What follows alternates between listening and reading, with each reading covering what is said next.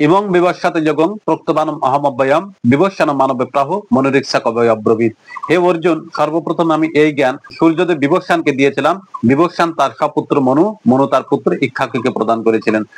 এবং পরম্পরা প্রাপ্তমিমং রাজর্ষবিদু সকালীন মহতা যোগপ্রক্ত পুরাতন। এইভাবে সেই পুরাতন জ্ঞান পরম্পরা অনুসারে চলে আসছিল। কালক্রমে সেই জ্ঞান বিনষ্ট হয়ে যায়। এখন আমি তোমার মাধ্যম দিয়ে সেই জ্ঞানের সেই শৃঙ্খল যুক্ত করব। স এবায়ং ময়াতিহাদ্য যোগপ্রক্ত পুরাতন ভক্ত হসিমে সখাচেতি রহস্যং হেতুত উত্তমম। হে অর্জুন, তুমি আমার ভক্ত এবং সখা, তাই এই কুরুক্ষেত্র রণাঙ্গনে আমি শুধুমাত্র তোমাকেই চয়ন করে নিয়েছি এই বিশুদ্ধ জ্ঞান দান করব বলে। আর তোমার মাধ্যম দিয়ে এই জগৎ সংসারে পুনরায় আমি সেই জ্ঞানের সেই শৃঙ্খলকে যুক্ত করব। এই কথা বলে ভগবান শ্রীকৃষ্ণ সেই জ্ঞান দান করতে যাবেন, তখন কিন্তু অর্জুন জিজ্ঞাসা করেছিলেন যে, হে কৃষ্ণ, অপরং ভবত জন্ম পরং জন্ম বিবস্বাত কথম এতৎ বিজানিয়ং তোমাদৌ প্রক্তবানিতি। তোমার জন্ম হয়েছে অনেক পরে এসে, আর সূর্যদেব বিবস্বানের জন্ম হয়েছে বহুকাল পূর্বে। তাহলে তুমি কি করে এই জ্ঞান সর্বপ্রথম সূর্যদেব বিবস্বানকে দান করতে পারো? হে অর্জুন, বহু নিমে ব্যতীতানি জন্মানি তব চার্জন তানিয়হং বেদ সর্বাণি নতং বেত্তু পরন্তপ। হে অর্জুন, তোমার এবং আমার বহুবার জন্ম হয়েছে, কিন্তু তোমার কিছুই মনে নেই, সবই আমি মনে রেখেছি। কিভাবে আমার জন্ম হয়? অজ অপি সন্নবায়াত্মা ভূত নামিশ্বর অপিশন প্রকৃতিং সাম অধিষ্ঠায় সম্ভবামি আত্মায়া।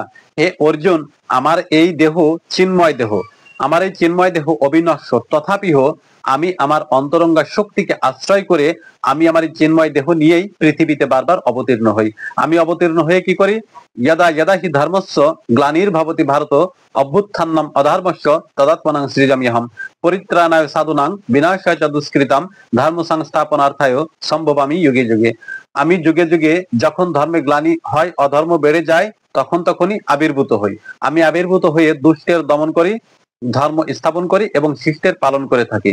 হে অর্জুন, জন্ম কর্ম চমে দিব্যং ইয় ব্যক্তি তত্ত্বত ত্যক্তাদেহং পুনর্জন্ম নৈতি মমেতি স অর্জুন। হে অর্জুন, যে ব্যক্তি আমার এই দিব্য জন্মের কথা একবার জানতে পারে, তার দেহ ত্যাগের পরে পুনরায় আর তার জন্ম মৃত্যু লাভ করতে হয় না। তাই আমি তোমাকে বলছি, তুমি এই জ্ঞান লাভ করে থাকো। এই হচ্ছে আত্মজ্ঞান, এ হচ্ছে পরতত্ত্ব জ্ঞান, এ হচ্ছে ব্রহ্মজ্ঞান, এ হচ্ছে কৃষ্ণ জ্ঞান। এই জ্ঞান লাভ করলে জীবের আর আসা যাওয়া থাকে না, জীব মুক্তি লাভ করতে পারে, মোক্ষ লাভ করতে পারে। তাই জন্য ভগবান শ্রীকৃষ্ণ বারবার আহ্বান করেছেন এই বিশুদ্ধ জ্ঞান অর্জন করবার জন্য, বিশুদ্ধ জ্ঞান লাভ করবার জন্য। এবং তিনি গীতার পাতায় বলে গিয়েছেন, হে অর্জুন, অপি চেতসি পাপেভ্য সর্বেভ্য পাপকৃতম সর্বং জ্ঞান প্লবেনৈব বৃজিনং সন্তরিষ্যসি। তুমি যদি মনে করে থাকো পৃথিবীতে যত পাপী আছে সমস্ত পাপীদের থেকেও তুমি অধিক পাপী, তথাপিও তুমি জেনে রাখো এই বিশুদ্ধ জ্ঞানের প্রভাবে তোমার পূর্ব জন্মের সমস্ত পাপ বিনষ্ট হয়ে যাবে, তুমি যদি বিশুদ্ধ জ্ঞান লাভ করতে পারো। কিভাবে এই পাপ বিনষ্ট হয়? ভগবান বললেন, হে অর্জুন, যতই ধ্বংসী সমৃদ্ধ অগ্নির ভস্মসাৎ করিতে অর্জুন তথা জ্ঞানাগ্নি সর্বকর্মাণি ভস্মসাৎ করিতে তথা। হে অর্জুন, সম্মুখে প্রজ্বলিত প্রচন্ড অগ্নি যেমন সমস্ত কাষ্ঠখণ্ডকে পোড়াইয়া ভস্মসাৎ করিয়া তোলে, ঠিক তেমনি প্রচন্ড জ্ঞানের বিশুদ্ধ প্লাবনে সমস্ত কর্মফল ধুয়ে পরিষ্কার হয়ে যায়, সমস্ত কর্মের ফল বিনষ্ট হয়ে যায়, সমস্ত কর্ম বিনষ্ট হয়ে যায়, অর্থাৎ পূর্ব জন্মের সমস্ত পাপ ফল অনায়াসে নষ্ট হয়ে যায়। এই জন্য আমি তোমাকে বলছি, তুমি এই বিশুদ্ধ জ্ঞান অর্জন করো। আর মনে রেখো, নহি জ্ঞানেন সদৃশং পবিত্রম ইহ বিদ্যাতে তৎস্বয়ং যোগ সংসিদ্ধ কালেনাত্মনি বিন্দতি। অর্থাৎ ইহ জগতে জ্ঞানের সমতুল্য পবিত্র বস্তু আর কিছুই নাই। এই জন্য তুমি জ্ঞান অর্জন করো। আর একজন ব্যক্তি সেই জ্ঞান অনুশীলন করতে গিয়ে যোগে সংসিদ্ধ থেকে কাল সহকারে সেই বিশুদ্ধ জ্ঞান অর্জন করে থাকে। আর এই জ্ঞান অর্জনের অধিকার সবাইকে দেওয়া হয় না। ভগবান শ্রীকৃষ্ণ কাকে কাকে এই জ্ঞান অর্জনের অধিকার দিয়েছেন?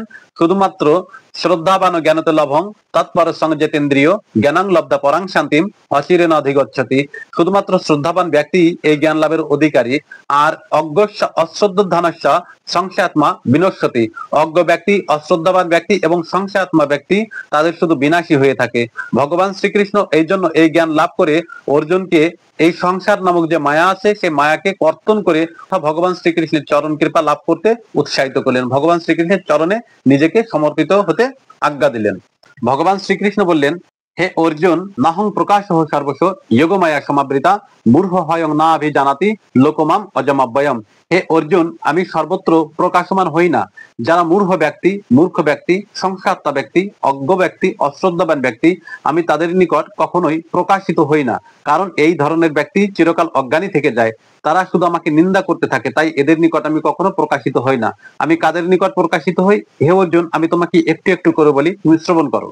দৈবিহি এষা গুণময়ী মম মায়া দূরত্বয়া মামে বইয়া প্রপদ্যন্তে মায়ামেতাং তরন্তিতে।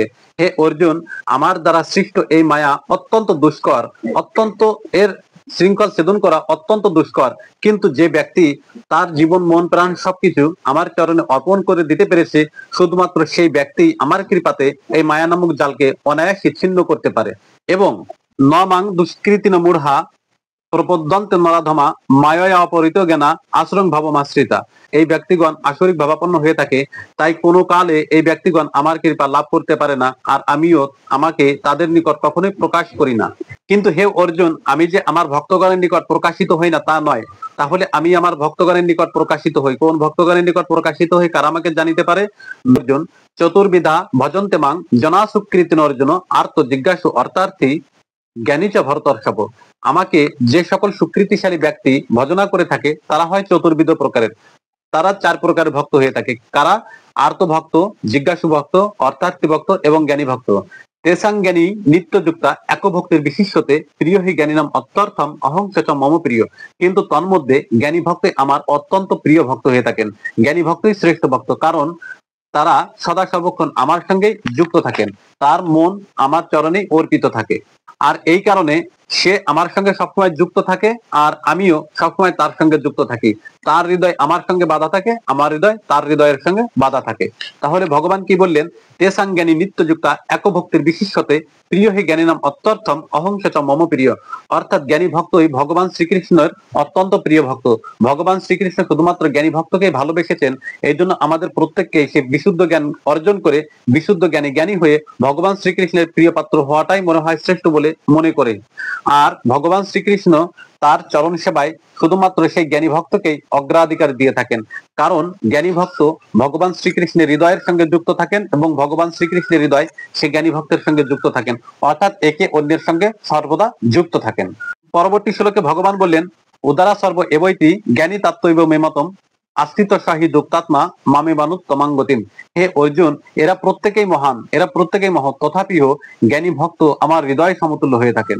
তাই তার হৃদয় আমার সঙ্গে বাধা থাকে, আর আমার হৃদয় তার সঙ্গে বাধা থাকে।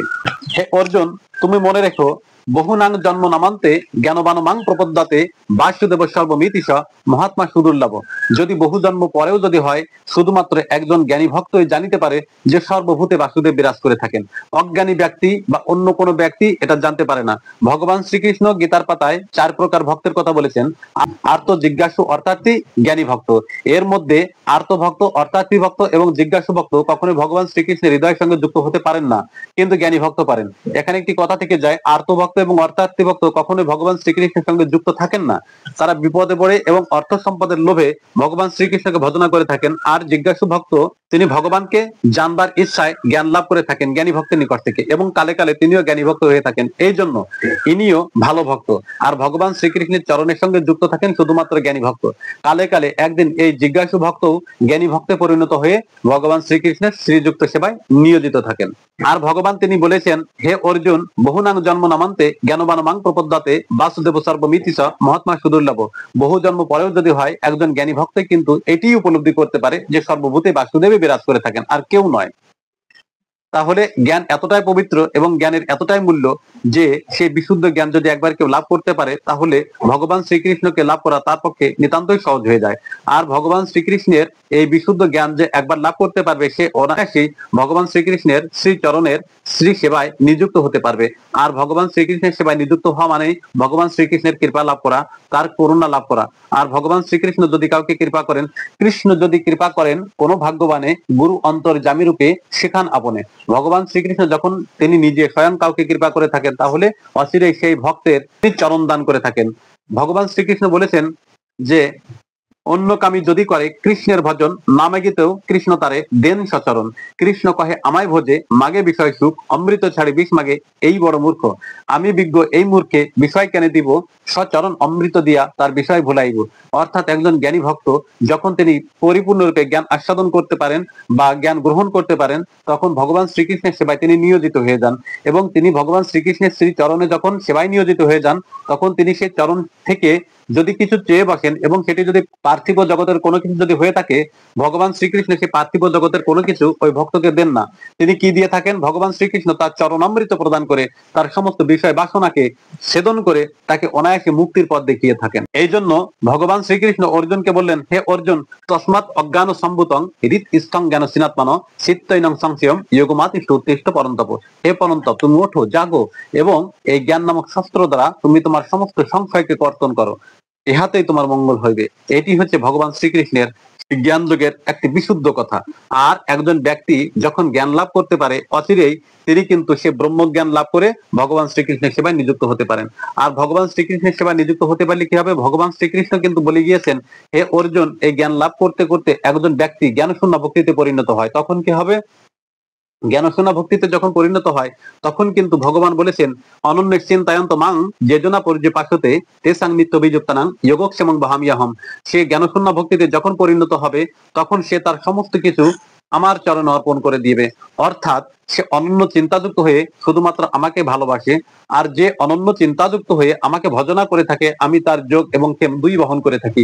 যোগ কাকে বলে, ক্ষেম কাকে বলে? যোগ হচ্ছে অপ্রাপ্তব্য বস্তুকে প্রাপ্ত করা, যা আমার ছিল না সেটি আমি লাভ করেছি, এর নাম যোগ। আর ক্ষেম কাকে বলে? যেটি আমি লাভ করেছি সেটি ধরে রাখার নাম ক্ষেম। আর ভগবান শ্রীকৃষ্ণ এই দুটি কাজ নিজেই করে থাকেন, তিনি ভক্তের সমস্ত ভার বহন করে থাকেন। আর ভগবান বললেন কি, হে অর্জুন, এখন আমি তোমাকে বলছি তুমি মনমনা ভক্ত হও, কারণ আমি হচ্ছে সমস্ত কিছু, আমি হচ্ছে সবকিছু। একজন জ্ঞানী ভক্তই জানতে পারেন যে কৃষ্ণই হচ্ছে সবকিছু, সর্বেশ্বর্বা। তাই ভগবান শ্রীকৃষ্ণ অর্জুনকে ডাক দিয়ে বলেন, হে অর্জুন, একজন জ্ঞানী ভক্ত তার চূড়ান্ত পরিবেশ কি হয়, তার চূড়ান্ত পরিণতি কি হয়?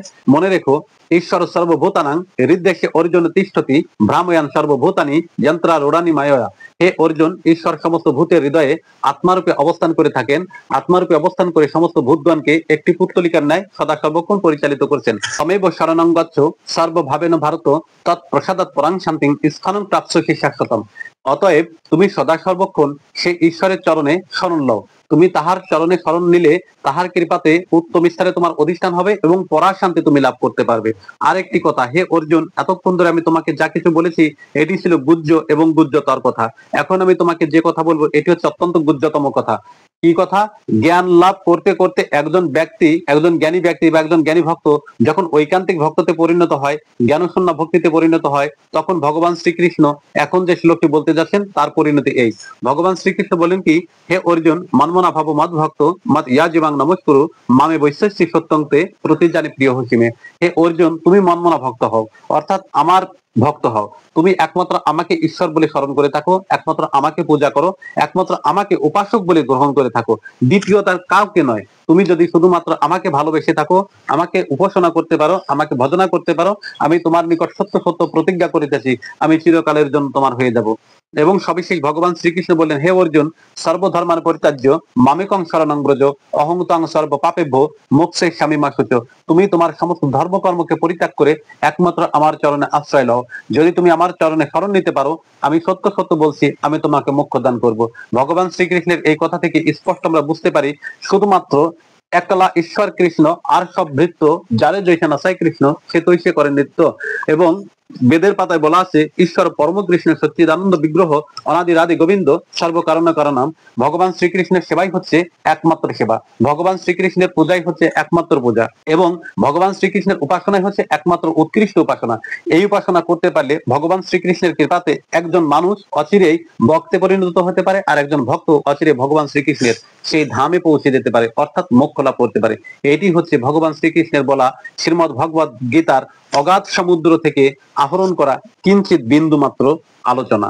যেহেতু শ্রীমদ ভগবদ গীতা শ্রী ভগবানের মুখানিসৃত বাণী, তাই এই গীতা শ্রবণ করে যদি কারো ভালো লেগে থাকে আমি অনুরোধ করব কেউ যেন ডিসলাইক না দিয়ে অন্তত পক্ষে একটি লাইক দেয়, অন্তত পক্ষে একটুখানি শেয়ার করে, আর আমার এই ভিডিওটা দেখে যদি ভালো লেগে থাকে অন্তত পক্ষে আমার এই চ্যানেলটিকে যেন সাবস্ক্রাইব করে থাকেন। এই নিবেদন রেখে আজকের মতো গীতা পাঠ এখানে শেষ। গীতা পাঠ করলে গীতা মাহাত্ম্য পাঠ করতে হয়, তাই গীতা মাহাত্ম্য পাঠ করছি। ভগবান শ্রীকৃষ্ণ গীতার পাতায় বলে গিয়েছেন, হে অর্জুন, গীতা মে হৃদয়ং পার্থ, গীতা মে সারমত্তমম, গীতা মে জ্ঞানমাত্মগ্রং, গীতা মে জ্ঞানমব্যয়ম, গীতা মে চত্তমং স্থানং, গীতা মে পরমং পদম, গীতা মে পরমং গুজ্জং, গীতা মে পরম গুরু, গীতা আশ্রয়ে অহং তিষ্ঠামি, গীতা মে পরমং গৃহম, গীতা জ্ঞানং সমাশ্রিত ত্রিলোকিং পালয়াম্যহম, গীতা মে পরমা বিদ্যা ব্রহ্মরূপা ন সংশয়, অর্ধমাত্রা হরা নিত্যম অনির্বাচ্য পদাত্মিকা, গীতা নামানি বক্সামি গুয়ানি শ্রীনু পাণ্ডব, কীর্তনা সর্ব পাপানি বিলয়ং জানতে তৎক্ষণাৎ। হে অর্জুন, যদি কেহ এই গীতার এই গীতা গীতা গীতা গীতা এই গুণ কীর্তনও করতে থাকে, সঙ্গে সঙ্গে তার সমস্ত পাপ বিনষ্ট হয়ে যায়। কারণ গীতা হচ্ছে ভগবান শ্রীকৃষ্ণের হৃদয়, গীতা হচ্ছে ভগবান শ্রীকৃষ্ণের আত্মা, গীতা হচ্ছে ভগবান শ্রীকৃষ্ণের গুরুদেব এবং ভগবান শ্রীকৃষ্ণের পরম পদ, পরম গুহ্যতম বস্তু, যা আশ্রয় করে ভগবান শ্রীকৃষ্ণ ত্রিলোক পালন করে থাকেন। এবং তিনি বললেন কি, হে অর্জুন, গীতার গুহ্য কয়েকটি নাম আছে, আমি তোমাকে বলছি, তুমি শ্রবণ করো। ওম গঙ্গা গীতা চ সাবিত্রী সীতা সত্যা পতিব্রতা ব্রহ্মবলী ব্রহ্মবিদ্যা শ্রীসন্তা মুক্তি গেহিনী অর্ধমাত্রা চিদানন্দা ভবগ্নি ভ্রান্তি নাশিনী বেদত্রায়ী পরানন্দা তত্ত্বার্থ জ্ঞানমন্দির ইত্যত্তানি জপেন নিত্যং নর নিশ্চল মানস জ্ঞান সিদ্ধিং লভে নিত্যং তথান্তি পরমং পদম।